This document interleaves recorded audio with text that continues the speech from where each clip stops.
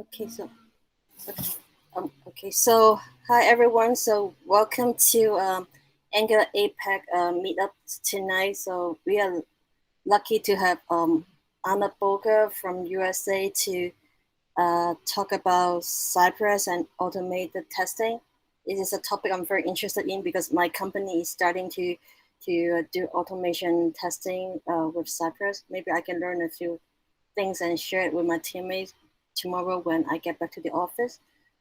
So before the talk, I would like to make maybe a few announcements. So tonight, like 11 p.m. Hong Kong time, we have a storybook office hour. So if you guys have any question on storybook, you can go to the office hour and ask Kai and the storybook core team any question, and they would be very willing to answer. And then Bonnie and Sam are teaching a Visual DOM course and architect course, and Anna just told me that it's awesome. So I would like encourage everyone to take the course when um, when the next maybe when it's over the next time. And then finally, I want to say thank you to AG Grid for the corporate sponsor. Otherwise, like most of the events that we enjoy for free may not be free anymore. So thank you, AG Grid. So if you guys can say thank on Twitter or on other social media, please do so to show your gratitude. So tonight we have Anna, and I don't know why you call yourself intern because apparently you know like automated testing and Cypress like more than me. So and then I think you have a lot of like supportive teammate who joined this meetup at 8 p.m. So I'm going to give you the chance to thank them personally, and I'm going to keep quiet from now on. So so the floor is yours, Anna. Wonderful. Thank you so much, Connie, and to Angular Nation and Angular APAC. And yeah, I wanted to say thank you to all the teammates. This is kind of a special group because we have lots of business analysts and product owners from Universal Plan Services where I work on the call. And it might be more relevant what I show at the end with the example app than some of the stuff up front, but I'm very excited to have them here. And I'm also excited to have another member of the Cypress team here, and I'll have him introduce himself a little bit later on. And yeah, and then I have Katerina and Vlad from the pest control team again. So that's wonderful to have that support. So I'll go ahead and get started. Before I do, I did put inside the chat a link to all the links that I'll be referencing throughout the talk, just so that I don't have to continually copy and paste in the chat. So you can kind of follow along the presentation that way. And I'll apologize in advance to people who have already come to this, the first instance of this presentation, for, repeating my lame jokes that I'm going to repeat. All right. So before we begin, I want to forewarn you all that I am unfortunately a big filler word person with lots of ums and ahs. I do have a script that I will be going off of to try to combat as much of the filler language as I can, as I know that this can be super annoying. Okie dokie, let's get started. Welcome to the Testing Intern in the Big Giant Cypress, a beginner's entry point into the Cypress testing framework. And maybe just to verify, can you all see my slides up on the screen? Just perfect, thank you. All right, beautiful. All right, so you might be here because of Angular's request for comments about deprecating Protractor, or you don't know Cypress, or you don't know any testing framework, or all of the above. Again, my name is Anna Boga. I was a testing intern when I first did this presentation initially on Angular Africa back in July, but now I am officially a software development engineer and test at Universal Plant Services. When I started working for UPS, the company decided to make the switch from Protractor to Cypress because of the RFC. Cypress is also the first testing framework I have learned and am still learning about. So in this talk, I will be sharing the learning resources I found most helpful. We'll be taking a look at an example of Cypress in a simple to-do app. We'll test some of your knowledge on Cypress with a Kahoot. Then we will discuss any and all questions you have about Cypress. And you're thinking, Anna, a Cypress beginner is going to be answering all my complex questions about Cypress. No, by we will discuss, I mean Paul and Jordan from the Cypress team, and you will discuss. And that brings me to my next point. And sorry, Jordan, I would have put your picture obnoxiously up here as well. So I'm glad No to worries. see you. Paul's better looking anyway, so there you go. Wonderful. So yeah, Paul from the Cypress team is here. So Paul, yeah, if you could introduce yourself and a little bit of the Cypress DX team. Yeah, thanks for having us, Anna. I think am I still muted? I'm getting a message I'm muted, but I'm not muted. I can hear you, yeah. Oh, you can hear? Interesting. Okay, cool.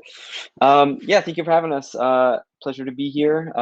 We joined the previous iteration of this, as well as another sort of Meet the Angular Nation team. Where we became internet buds with Anna, after we joined the Angular Nation community, and we've just been trying to help her out, give her pointers, get her on her feet, and join and help when you can in cases like these, where if any questions come up, we're happy to be here. And it's really the star of the show, so we'll kind of sit back and just be available for any questions that pop up. If anything comes up in the chat, or we're happy to answer as we go here. But yes, I'm very happy to also mention Jordan is with us, who just started this week on the DX team at Cypress. So we're growing pretty quickly. We're still expanding, and Jordan comes to us from Breebug, which I think probably some of you guys are familiar with, and has, luckily for our sake and for your sake, he has a little bit more in-depth Angular experience than the rest of us did originally at Cypress. So that it's going to be really helpful to have him around and have his insight. So yeah, we're happy to be here, and thanks again. Oh man, thank you so much. Yeah, it's so exciting to have Jordan. And when you said like Jordan's from Breebug, that's so cool. And yeah, I've used so many like schematics and things from Breebug. It's amazing. And yeah, Jordan, did you want to maybe come off mute and say hi and Yeah, sure. Not much more to add there, but obviously honored that you guys invited us to be here. And yeah, like I said, I've been at Cypress for a little over a week, so it's a new experience for me. It's been great. But with the announcement, I've been pretty much like 95 to 100% Angular since for like the past, like since Angular version 2, like so basically since like real Angular came out. And so that's basically most of my experience. My greatest claim to fame, I suppose, is I help contribute to NGRX. So I'm like a top 8 contributor to NGRX. So that's really more my wheelhouse. But I've always really loved Cypress. And when Amir from the director of our DX team reached out to me, and he said, hey, he's like, I want you to come over, and with the exciting news of exciting for some people that Protractor is being deprecated, but not so exciting for other people. But with the exciting news for us at Cypress that Cypress is going to be more of a first-class citizen with the Angular CLI, I thought it was a great opportunity to really take my knowledge and insight from the Angular world and sphere and sort of try to integrate that as best as we can with Cypress, so I can take two great tools and make them work together as best as possible. So thank you guys for having me. Wonderful. That is so cool. We are so gonna bug you a lot in the Cypress channel, Jordan. So it's gonna be awesome. Oh, right. That's sorry yeah, I just want to mention that we do have the Cypress channel in Angular Nation. So if you haven't joined, please do, and we're there to answer questions there as well. Yeah. We get direct access to Paul and Jordan and Adam as well. So I'll go back here. So Angular Nation met with the Cypress team on June 10th. The recording is on the presentation links document that I shared in the chat. In addition to meeting with Paul during this event, we also met with Adam Murray, the DX team lead. And we just met with Jordan. Now I put a little note in here about it. If you have not seen this meet and greet, I recommend watching it. There were a lot of excellent questions asked during this session. Shai Resnick, the Angular testing guy and guru I like to call him, was also in the meeting. I went to his free cost-effective Angular testing workshop a couple months back, and it was great. He had touched on smoke testing during the workshop. If you are interested in attending this workshop, you can get signed up at testangular.com, although I'm not sure if he's still running the workshop or not quite, but as far as I know, he still is. And I also wanted to say a big thank you to my manager, Tim, because I also happen to now officially be a part of Shai's testing inner circle and signed up to take a number of courses that have rave reviews, all because of Tim. What I can say so far is that I am so happy to be a part of this not so secret society. And if you haven't taken any of Shai's courses before, you are in for quite a treat. Additionally, Angular Nation hosted the Ask a Testing Expert with Shai Resnick, Cypress, and more event a couple months back. There might be some more of those in the future. Shai was, of course, at this event along with Adam and Paul from Cypress. I went to the event and it was fantastic. I got a very detailed and in-depth answers to one of my questions from Shai, and there was even a heated discussion about how to select elements in Cypress. It was fun. All right, let's see what resources I found to be the most helpful when learning Cypress. So my journey began 2021, an intern's odyssey. The dawn of my first day as a testing intern with the black monolith of Cypress dropped down into my world looked like this. I was sleeping, I woke up, the monolith of Cypress was just there, and then I started stomping my foot just like they do in the movie.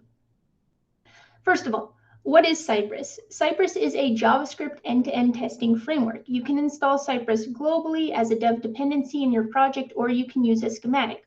Once Cypress is installed, there will be a cypress.json file in a Cypress folder with a fixtures folder, integration folder with an examples folder full of example tests inside that folder, a plugins folder, and a support folder.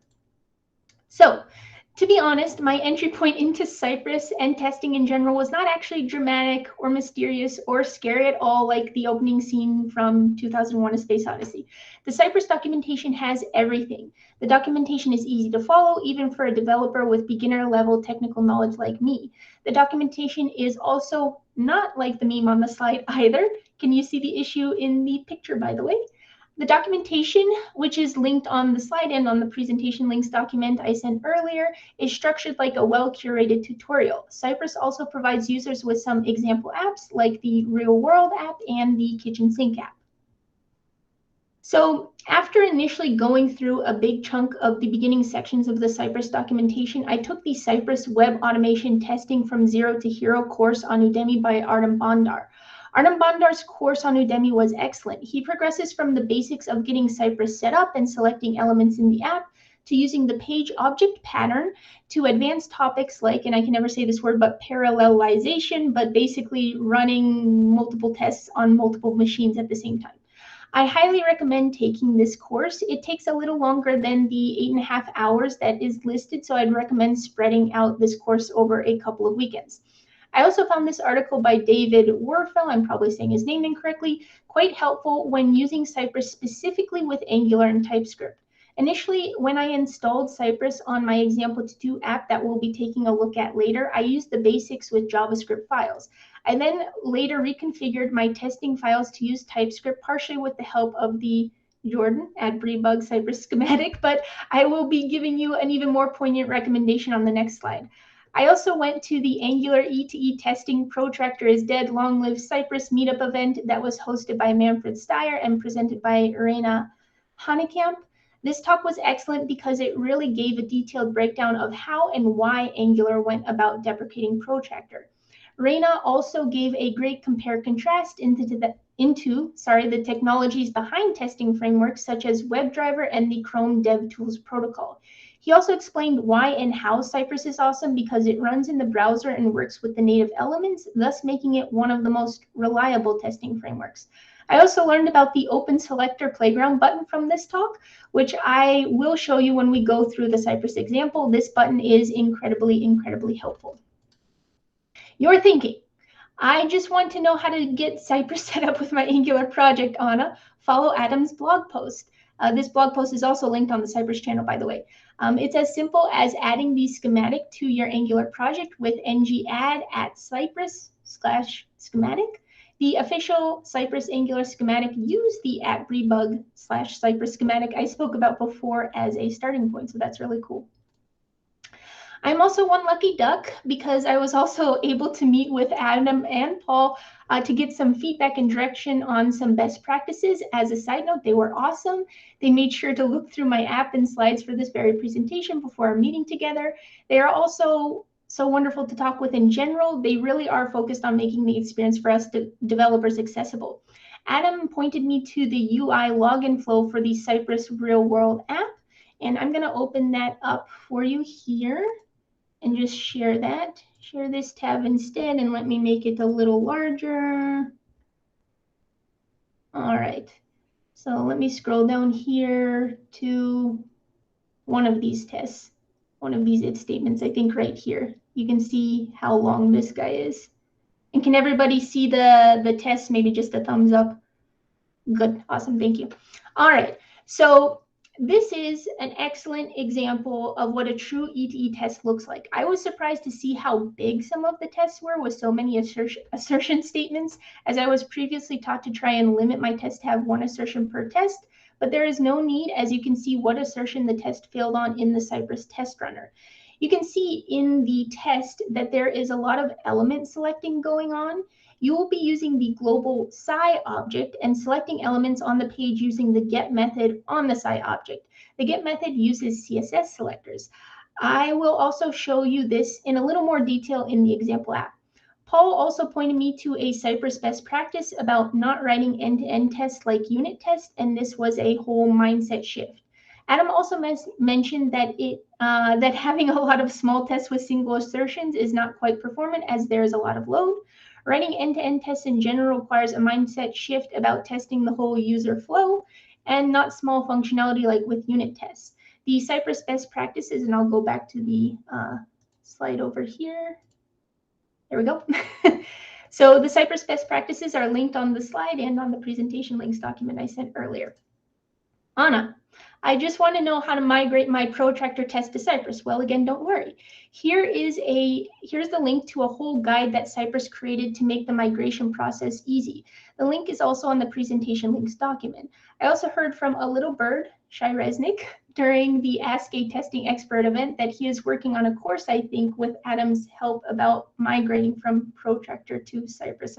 We can maybe confirm a little bit more on that later. All right, let's move on. Okay. All right, so here is how I applied my learning. My manager, Tim, suggested I start writing tests in Cypress for one of my existing personal projects, and this was a great suggestion. I received feedback multiple points along the way from my manager, Tim, the pest control team at UPS, Katerina, Sylvain, and Vlad. We also recently changed our name from the QA team to pest control, as we are all about squashing and preventing bugs. A full stack dev at UPS, Earl, and my husband, who is not a testing expert, but is an Angular expert who has used different testing frameworks, and the Cypress team directly, Adam and Paul. I had a lot of excellent feedback from a lot of excellent people. This slide includes the process that I took when applying what I learned about Cypress, and hopefully some of these steps can be curtailed for you when you first begin to use Cypress. You can learn from my mistakes or learn from my learning. Finally, let's take a look. Links for this app are on the presentation links document. So this app was also the first official Angular app I created. I created it as part of the NG Girls at NGConf workshop this year. I've expanded on what the mentors had us create in that workshop. I am aware that it is not perfect and uses imperative as opposed to reactive code. All right, so let me go here, and I have a different script. So let me share in a different way. I'm going to stop presenting and I'm going to share my entire screen instead.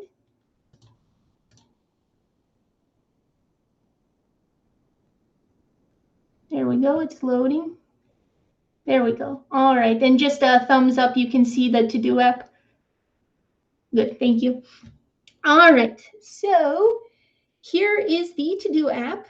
You can see that it has an option to enter in a to-do item, to search to-do items, to move items up and down, check items, edit items, and remove items. This app also uses local storage. You can see right here to save the items. Pretty cool. go into VS Code as well and look at the app files here. So here's the code for the app. The add item input logic is in the input button unit component right here. The search item input logic is in the input search filter component right there. I have some interfaces. There is a list manager component which contains the input button unit and input search filter components. There is a storage service right here, which is responsible for storing the to-do items in local storage. And there is the to-do list service right here, which serves as the root state service for the app and handles all the adding, updating, deleting, and moving logic for the to-do items. Then there is the to-do item component itself, which has the structure of the to-do item and links all the necessary logic. Additionally, I have some validation logic that I included inside one of the components for adding an item. And then I have a separate validation logic in the validators folder right here to handle the editing logic on the to-do items. I split it up this way just to get some practice handling validation with Angular in different ways. Let's take a look at Cypress for the app. So once I installed Cypress on my project, it added the cypress.json file in a Cypress folder. If we take a look at this cypress.json file, which got added to the top level right here, here it is, and I have it open over here.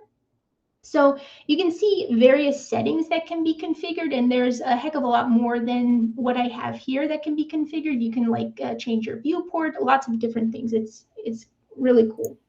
Anna, can you like increase the font size? Yes, of course. Thank you, Yeah, Connie. thank you. Control plus probably. There we go. Is that better? Yeah. Okay, good. Thank you. And let me make this actually like that. All right, yeah, so this is the cypress.json file on the left here with the different settings. Let me see here. You can list the base URL for the app and the locations for various folders inside the Cypress folder, which is up here. This is that main Cypress folder. So this is particularly helpful, the folder configuration. When using Cypress in a mono repo, as you can update the fixtures folder, for example, to point to the project-specific fixtures folder. Inside the Cypress folder, you can see there is a tsconfig.json file. So here's this top level Cypress folder. Here's the tsconfig.json file. I have it open over here. So here it is. That extends the base tsconfig.json file for the project. Making sure to have the Cypress types included right here is quite important. And then inside the Cypress folder itself, right here, you can see there is a fixtures folder, an integration folder, a plugins folder, and a support folder. So the fixtures folder is where you store any data that you want to use for your test, so any data that you're faking essentially. The integration folder is where you put your actual spec or test files. The plugins folder right here houses any plugins which can be added to the index.js file, and this is where you can also import a reference to the Cypress types. Right here, the support folder includes the index.ts and command.ts files and is where you can create custom commands to use in your files. So I'll just show you that. They have some nice commented out codes where they give you suggestions, so that's quite nice. You can also house your page objects under the support folder if you are using the page object pattern. I created a separate page objects folder to house my page object classes right here. So I only have one test file, this to-do UI spec file. So here it is. Let me make it slightly bigger. All right. As you can see, I have a describe block and many if statements. I'll just scroll through. You can see, I think I've got 14 tests, maybe more in here inside the describe block. And they all describe my test cases. I also have a before and before each hook. I'm going to go ahead and run my tests. So in order to do that, you need to make sure that your application is up and running. I already have the app up and running on localhost. So you can see here, I ran the npm start command that I have on the package.json file. And then you need to open the Cypress test runner. If you do use a schematic to install Cypress, then it may have already added some nice commands to your package.json file. And the Breebug schematic actually did. If we take a look at the package.json file, the Breebug schematic actually added these. So that was nice. Let me see here. Let me go back here. I like using the npx Cypress open command though, since I have it memorized. So when you run that command, it pulls up the Cypress test runner. You can see that it pulls up any test files that exist in the integration folder. So I only have one test file. Additionally, you can test on different browsers. So here I have Chrome, Firefox, Edge, or Electron. Let me click on the file to go ahead and run my test. So this is the magical moment. So let me click on this and it'll bring up the test runner and let's take a look. All right. Look at that. No hands.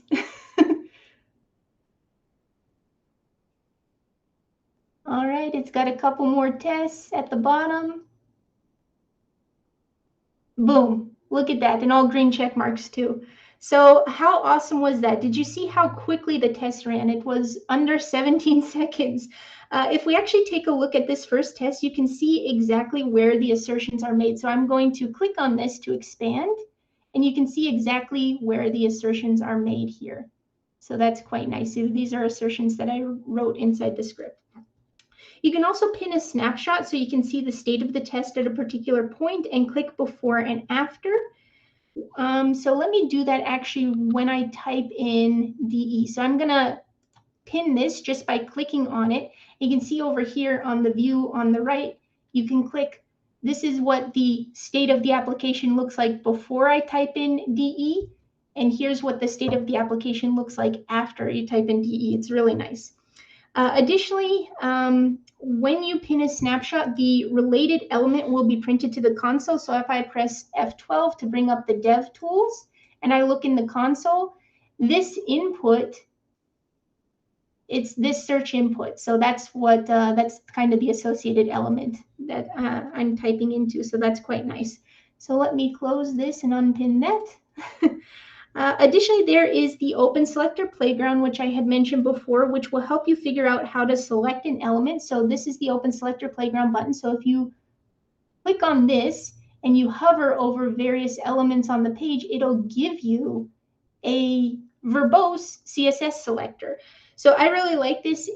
You probably wouldn't want to end up having this selector in your code, but it's an excellent, excellent starting point of, kind of how to get a CSS selector, and then you compare it down to your liking.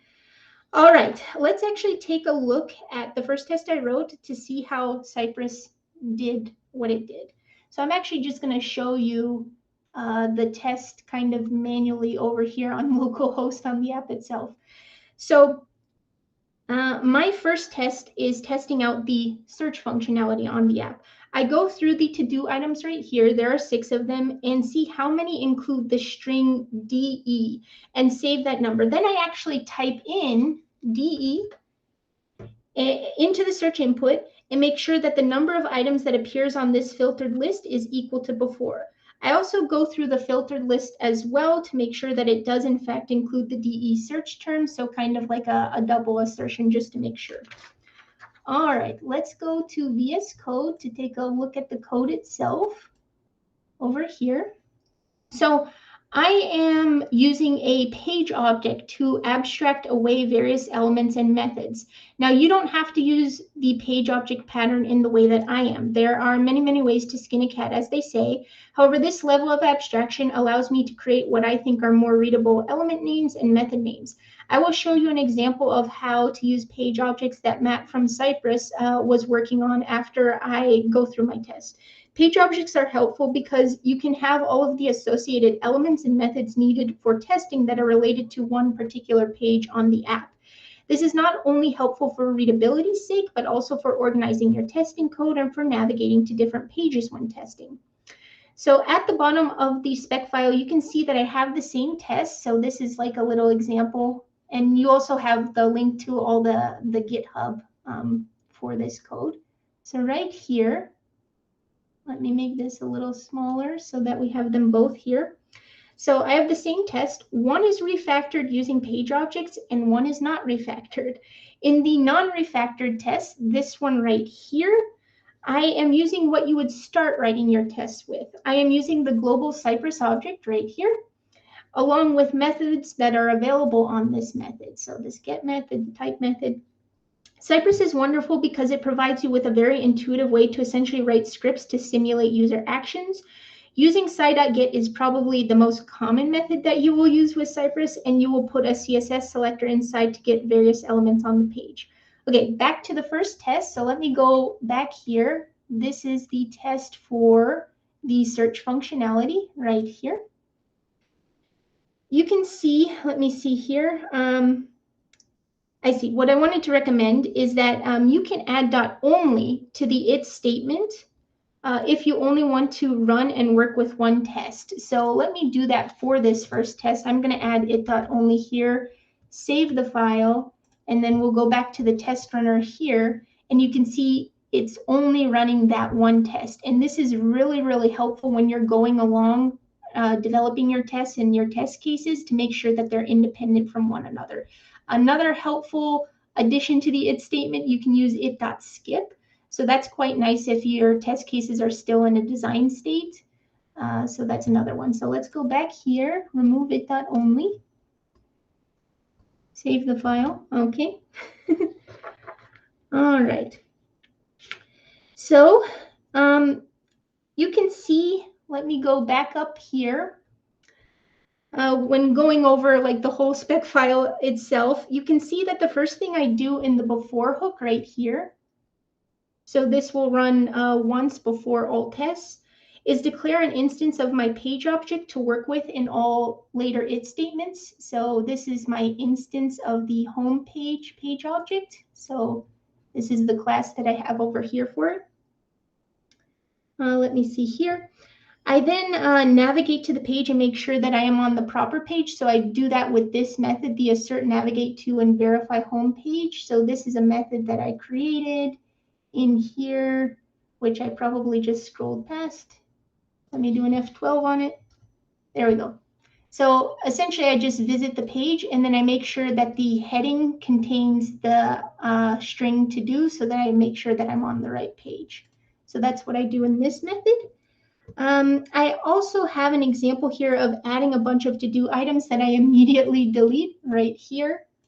This is just for you to see that you can add a large data set to work with in your test later on if you want.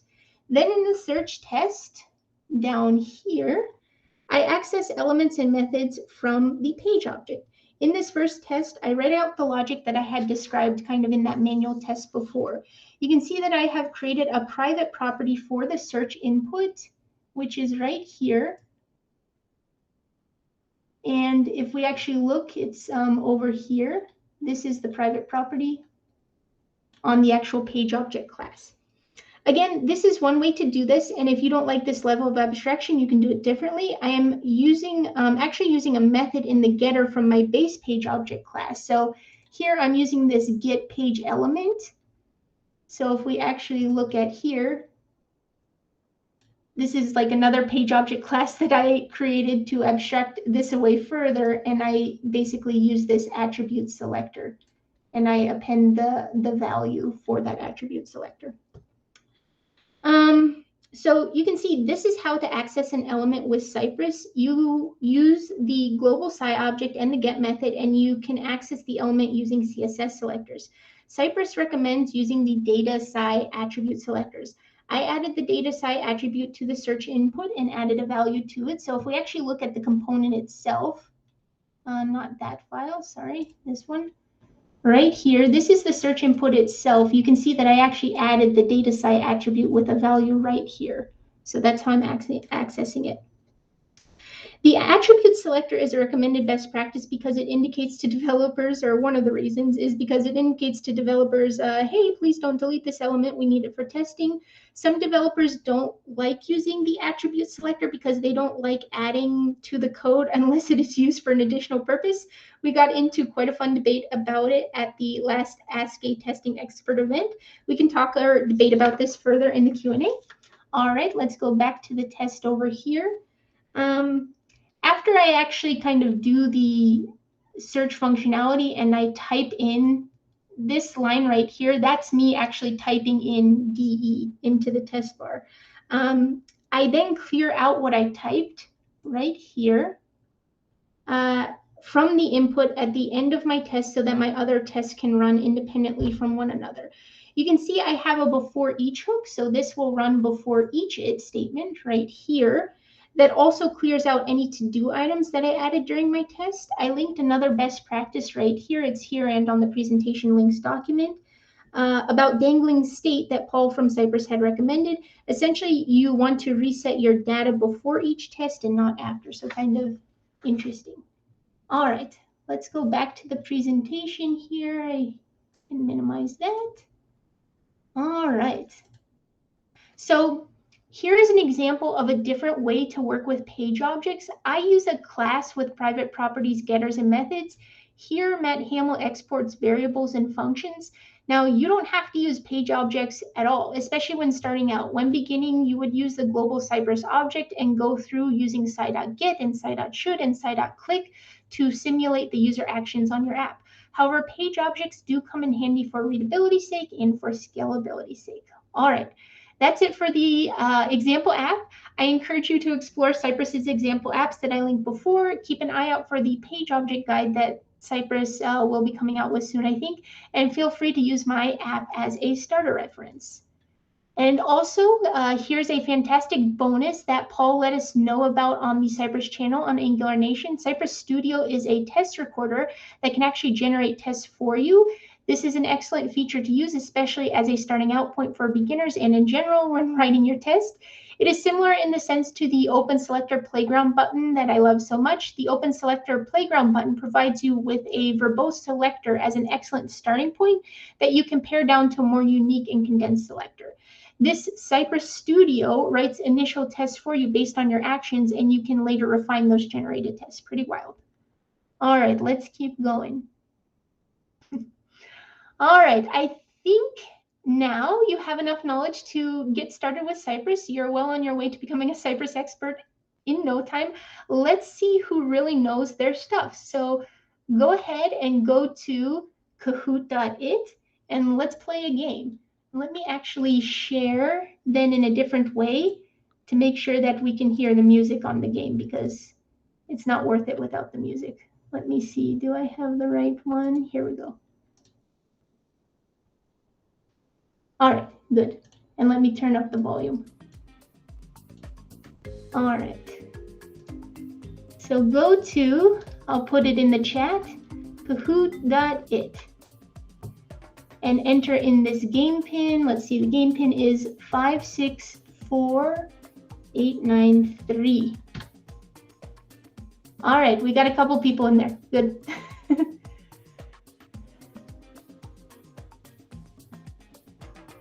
I hope that you guys can hear the music and that it's not just me like, you can? Okay, good. It's not just me awkwardly dancing by myself. Pio don't know. I don't think so. I think you'll get it. I think you'll get these questions. Not contestant. Interesting. Interesting names. We've got 9 people in there. We'll see who else is in there. I remember like last time, I think Adam and Paul were in the game and it was hilarious. And actually there was this one guy, Cade, who ended up beating the guys in the Cypress team. It was amazing. Oh no, Jordan's in there. So yeah, these guys, they're not gonna let you win. Yeah, they are going to compete. All right. Okay, good. We still got some people coming in, 13 people. I have the account on Kahoot where it only allows me to take up to 20 people. Okay, I'll give it just a little while longer because actually, oh my goodness, I'm always surprised. I always think that I cut it down when I'm practicing, but looks like we're toward the end and I want to make sure we can get at least a couple of questions. All right, I'm going to start the game. I'm going to start it. 13 people. All right. All right, let's see.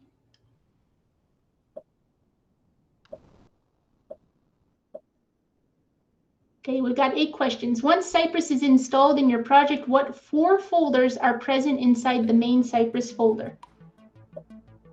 So really difficult questions.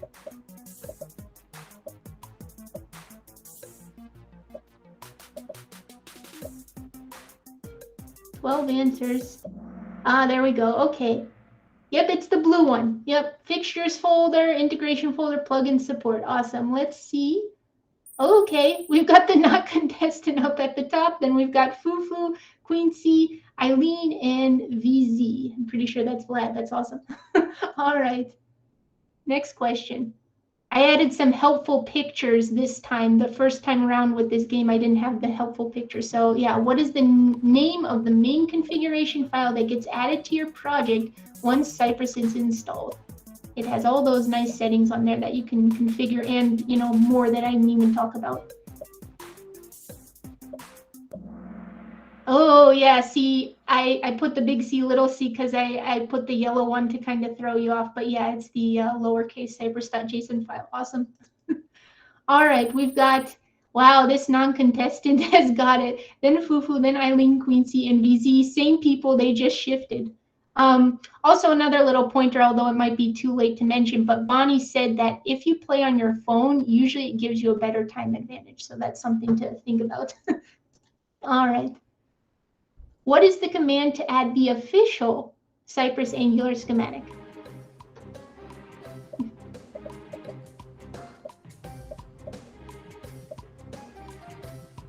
Man, these answers are coming in pretty fast. I think we're waiting on maybe 3 more people to answer.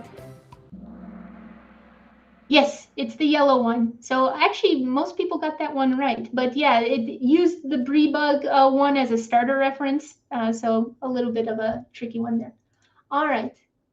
Oh, Quincy's on fire. Wow, this non-contestant, it's hilarious, is killing it. Awesome. And then we've got Sci.Borg is on the board now. Awesome. All right. Where can you find the official Cypress documentation? So I just want to make sure the Cypress documentation is amazing. I love it. It's so well written. I want to make sure that you know where to go. You know, this one is kind of debatable, which one I put as the correct one, but yeah.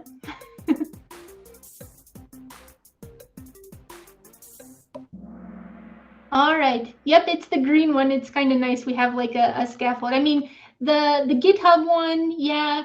The Conifer Society, definitely not. All right. Who is this non-contestant that is just staying there? Cyborg, Quincy, VZ, and oh no, Jordan is on the board now, so watch out. All right. 3 more questions. Well, actually 4. What folder do you put any test data to work with in Cypress?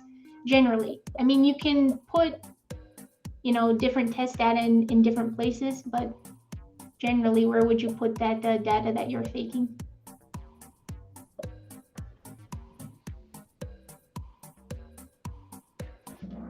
Yep, in the fixtures folder. That's where you put fixtures. And I guess that picture that I had up was what an actual mechanical fixture looks like in real life. I didn't know. All right. All right, we've got not contestants. Sci.Borg is on fire. Quincy, Fufu, and Eileen. Awesome. All right, 6, 7, 8. Now 3 more questions. What is the Cypress recommended best practice for selecting an element? I didn't know what to put as the hint picture for this one. But this is the one that some people find debatable. Now this Cypress best practice.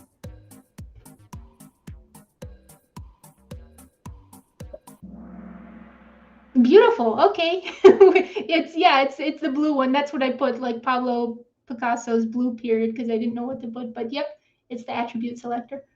All right. No, but nothing shifted. This is kind of a very interesting game. Whoever that not contestant is, I hope you reveal yourself at the end. All right, 2 more questions. What does the it statement look like if you only want to run one test from the test file? So again, this very helpful addition so that you can develop your tests independent of one another.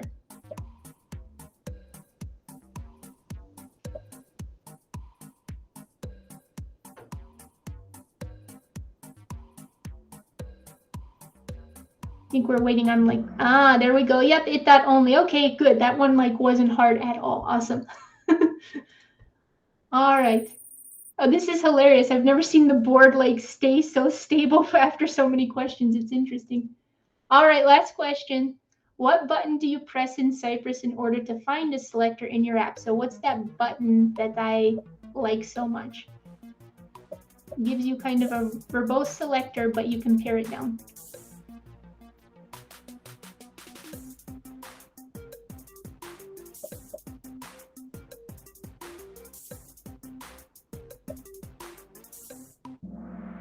All right, interesting debate, but yep, it's the Open Selector Playground, and I found like this picture of all these awesome playgrounds around the world. So let's see here. Let's see who are the top three. I think it provides top three and runner-up. Okay, Fufu is number 3. Side.org is in second place, and it's got to be that not contestant, right? Not contestant! Congratulations! Who is the not contestant? And then we've got runners-up Quincy and Eileen. Is the not contestant going to reveal themselves? All right, I'll turn off the music for now. Let me go back to this presentation here, and let me see here, share this tab instead. That was a fun one. I've never seen the board like stay the same.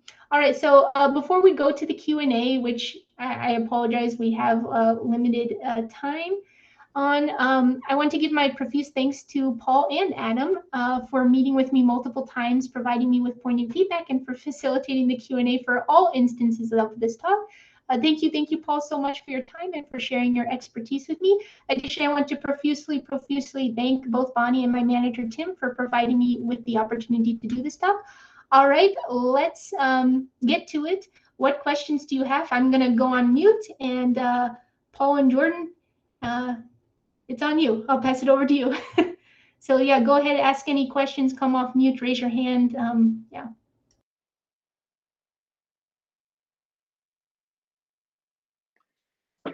I think that so there's one thing I'll add, as any questions are queuing up. It was great, Anna, to see that you found some resources that were useful for you to get, off the ground and learn a bit about Cypress early on.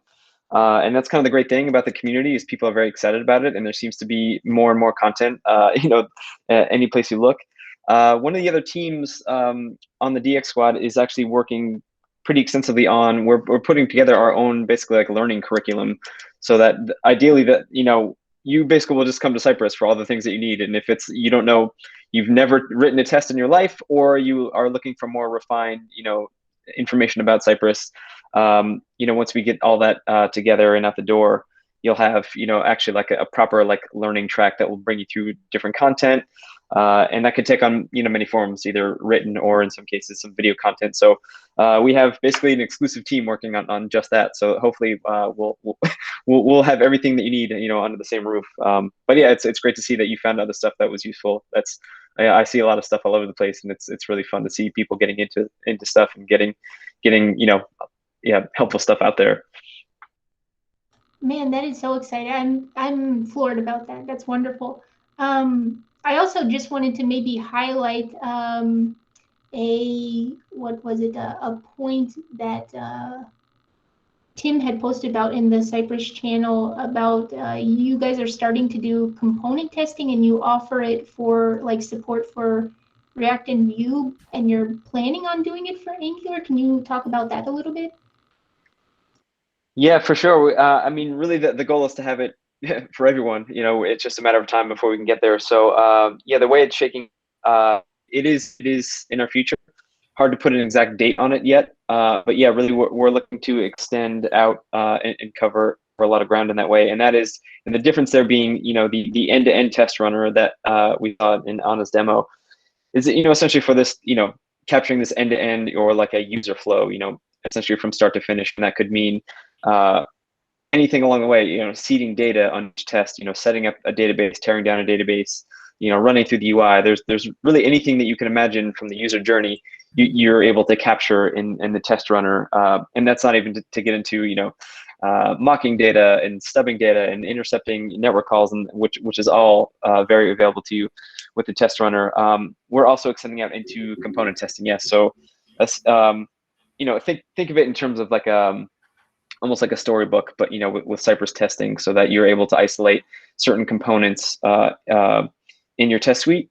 And really, the value that we see there is, with end-to-end tests, you're covering the most ground possible in your test runs. But there's a bit of setup, right? And they're, in theory, they're a little bit slower than if you were just, isolating into like specific components. So you're covering the most ground with this end-to-end test suite, but there may be some nuanced things about a component that you're not quite capturing in that end-to-end flow that maybe is not critical to the actual user journey, but is critical to the functionality of the component. So, it's almost like in that unit testing space, but just really in a more modern web framework and at a component level. So yeah, that is something that we're going to be adding for Angular. But yeah, stay tuned for that. We'll definitely let you know when we have more updates.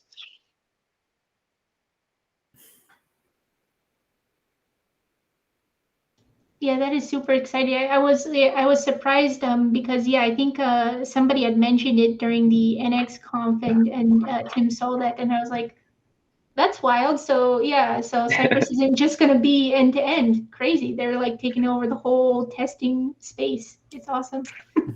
Yeah, I think the thing that's cool to mention there too is obviously like the power of Cypress is lots of things, but obviously being able to like TDD end to end and do end to end testing well is like very valuable. But the cool thing about like component testing is, especially for people, if you're on, I've been on teams that are massive and small, and at various parts in the journey, you have people that are new coming onto your team, and oftentimes you'll get a story or you'll get some feature work that's like, go build this thing, right? But it's like, and usually they're like, hey, we already have a component that does that, but you don't like, unless you have context of what that component does, like it may be tricky to like, just adding that component on a page may not be as simple as you think. So that's where adding like Cypress component testing would be so valuable, because it's a way to sort of even document along the way, like this is what this component does. These are the different states and things that it can do.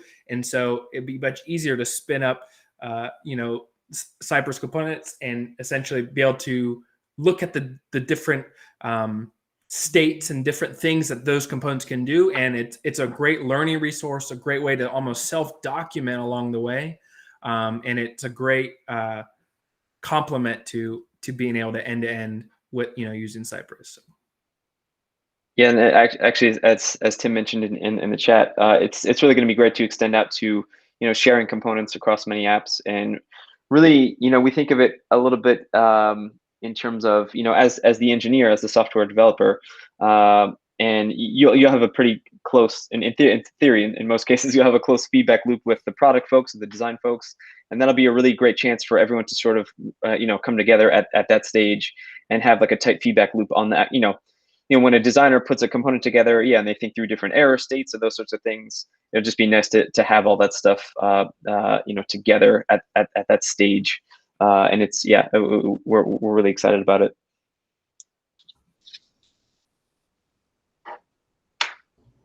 Yeah, that is wonderful. Does anybody else, you can do the little raise hand thing in Google Meet if you have a question for the team. Because I don't want to overtake, because I know that I was talking quite a bit. Let me see here. Yeah, go for it. Yeah. Yeah. So hi, Paul. So I want to ask, like, can I able to access Shadow DOM to the cy.get? Yes, actually, Cypress does support Shadow DOM. There's a specific API for that. I'll try to dig it up in the docs, but yes, to answer your question. Also, it does mean like we can work around with some like Ionic framework, those kind of things. Like Cypress. Yeah, particularly we've seen it, the Shadow DOM support useful for things like native web components. Yeah, and things where that's going to be necessary for you to be able to access those elements in the page. So yeah, you can certainly use it. I'm posting now in the chat the link to our docs that talks about that specifically. You essentially can either add it on an element level at a very like atomic level, or you can set it as part of your global config, so that you basically just use the scigit like you would normally, and you'll have access to those elements as well. All right, no problem. Thanks, Paul.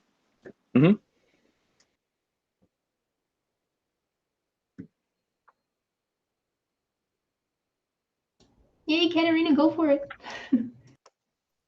Thank you. I just want to ask, how will you recommend, or we can do it, or in the future we will do it, how we can run multiple tests on Cypress?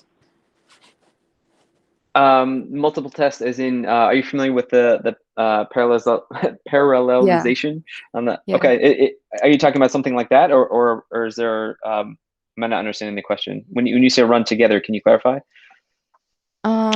If I want to just to run a few tests, for example, I saw it can be probably in some group. Yeah, I mean, you can certainly group test together. You know, we support Cypress is using the. You can use a describe block to group test together, so things can be run in that way. Or are you speaking more to running them in a particular sequence, like in a CI or something like that? No, in the first, I guess. Yeah, no, certainly.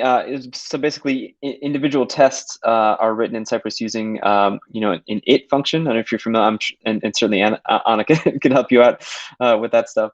But each individual sort of like atomic test is run using an it function, and those it functions can be grouped together in a describe block, which is actually a very common pattern, you know, across a number of frameworks, testing frameworks. So certainly have a look at our docs. We try to, you know, our team is responsible for maintaining the documentation and trying to make sure that the examples and everything are clear and concise and have good content. So I definitely recommend checking that sort of stuff out in the docs. But yes, you can certainly group test together in that way.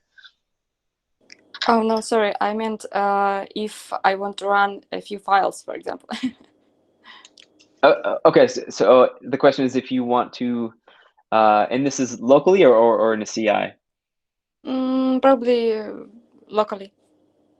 Locally, yeah, you can certainly. I think it's just a matter of grouping those, grouping them accordingly. If you want to run, you can run the tests. Yeah,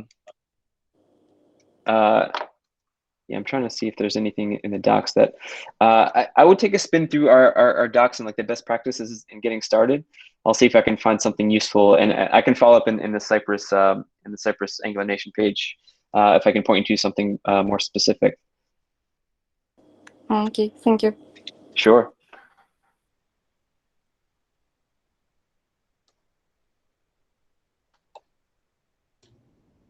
Yeah, sorry, I know that we're quite a bit over, Connie and Paul and Jordan. So I'm not sure, yeah, how you want to handle it. It's like, I swear, I promise, like the next one, I'll see if I can get it down further and further. It's okay. Tim has a question, so that's good. He said, would you recommend using the commands request as a way to test APIs? That's interesting. Certainly, you can use the request method if you're testing APIs. There is a specific page, again, we have in the docs about API testing. Let's see if I can find that quickly.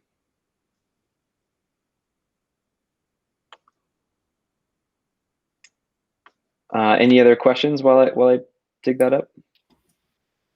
I think Eileen, yeah, asked in the chat. Sorry, Connie, you go. Yeah, like can Cypress be used with BDD? I'm sorry, can you repeat? Can Cypress be used with BDD? Yeah, Cypress. The cool thing about Cypress is that it supports, you know, a number of different assertion styles. So BDD certainly on the table, and there's a nice section in the docs on that too. Yeah, I think no matter which approach, like you said, it can be supported by lots of different intentions. The big difference between them is just sort of the approach you go about implementing it, and then sort of the mindset and how you would go about writing the tests and what and how and when you want to make assertions and that kind of thing. But I think that that's the great power of Cypress, is that it supports so many different teams' needs based upon, you know, whatever constraints or whatever you have. So.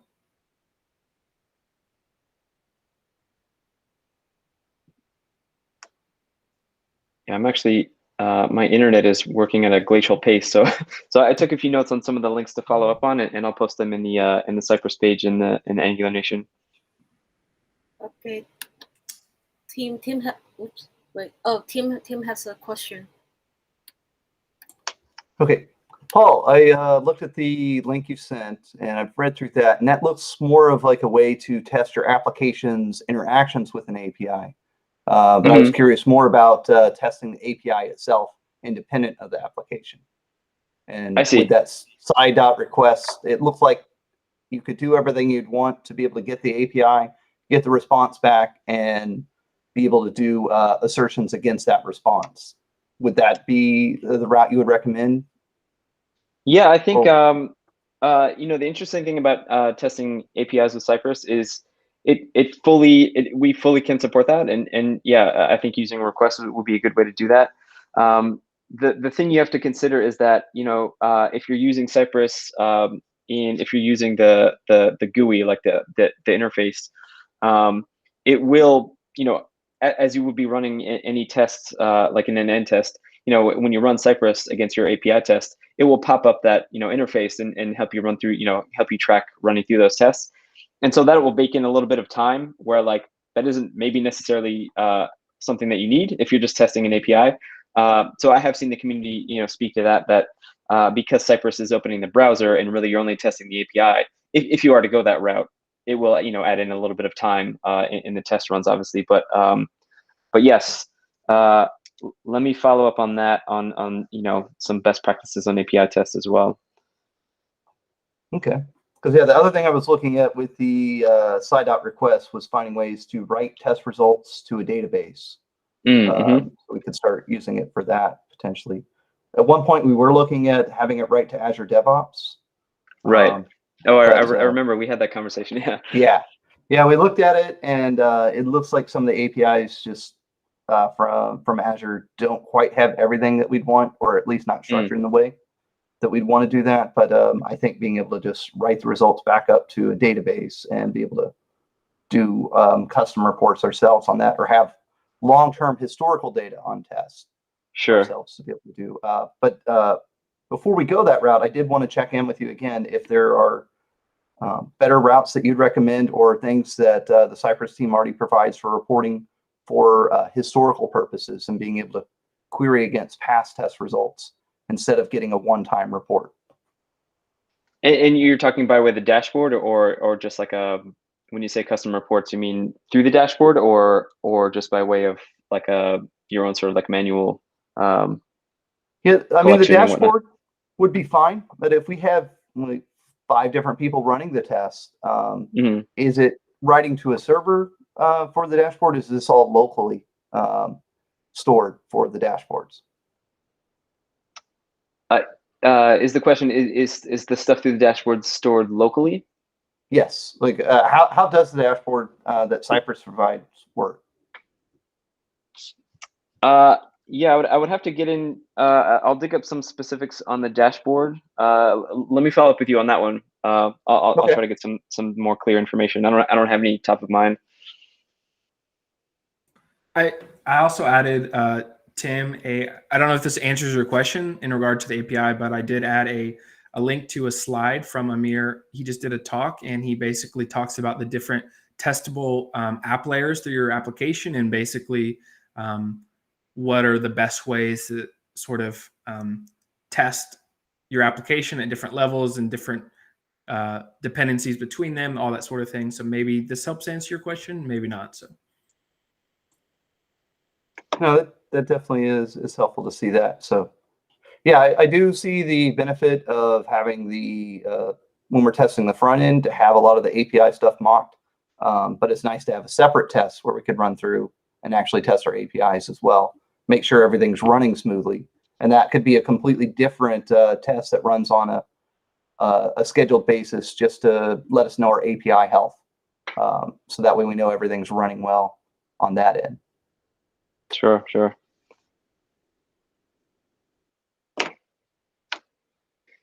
Great. Well, guys, I actually have to hop into a meeting, but yeah, I'll gather some links and post them together and hopefully answer any of the questions that were sort of outstanding. Wonderful. Thank you so very much, Paul. Thank you. Well, if Thank that's you, the guys. case- Thank you very much, everyone. Yeah, if that's the case, then we should end the meetup, right? And we have a tradition that we have to turn on the camera to say thank you to speakers. So if anyone can turn on the camera, please turn it on and say thanks, Anna. I was going to say thanks, Jordan and Paul. Oh, Thank you, okay. Anna. Thank you. Thank you very much. Thank you, everyone. Thank you, Anna. And Thank have a you, nice Peter. one. Thank you Thank very you. much.